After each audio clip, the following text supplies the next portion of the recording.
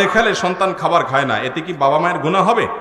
Cartoon না দেখালে সন্তান খানা খায় না, এটা সন্তানকে এইভাবে অভ্যস্ত করে তুলছেন, গড়ে তুলছেন, সেজন্য সন্তান এরকম করে।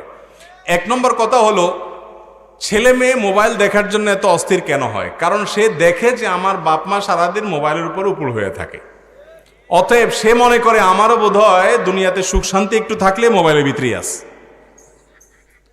মা বাপ নিজে ছেলে মেয়েকে বলে না বাবা মোবাইল দেখা যাবে না, এদিকে উনি নিজে একটা নিয়ে বসে আছেন। খবরদার, আমাদের প্রজন্ম শেষ হয়ে যাচ্ছে ভাই। গতকালকে জুমার পরে এক যুবক প্রশ্ন করেছেন, ভাই কোনো পড়ালেখা মনে থাকে না, মুখস্থ থাকে না, আমি ছাত্র মানুষ, কি করব? আমি বললাম, এই যুগে পড়ালেখা মনে না থাকার সবচেয়ে বড় কারণ হলো এই মোবাইল ফোন। ফেসবুকে এত তামাশা দেখেন, এত কিছু মনে রাখা লাগে, আবার পড়া মনে রাখবেন কোত্থেকে? মাথা তো হ্যাং হয়ে যায় এমনি।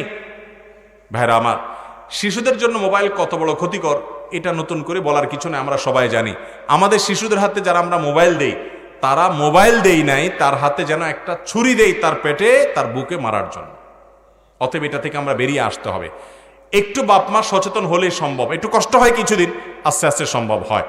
অতএব সেই চেষ্টা করবেন। বিশেষ করে অনেকে আপনার নিজেরা সালাত আদায় করেন, নামাজ রোজা করেন, নিজেরা প্র্যাকটিসিং মুসলমান, মাশাআল্লাহ, মাগার আজীব লাগে যে সন্তানরে ওই কার্টুন দেয় তো দেয়, মিউজিক্যালা কার্টুন দেয় তো দেয়, আবার কার্টুনের সাথে কি আছে?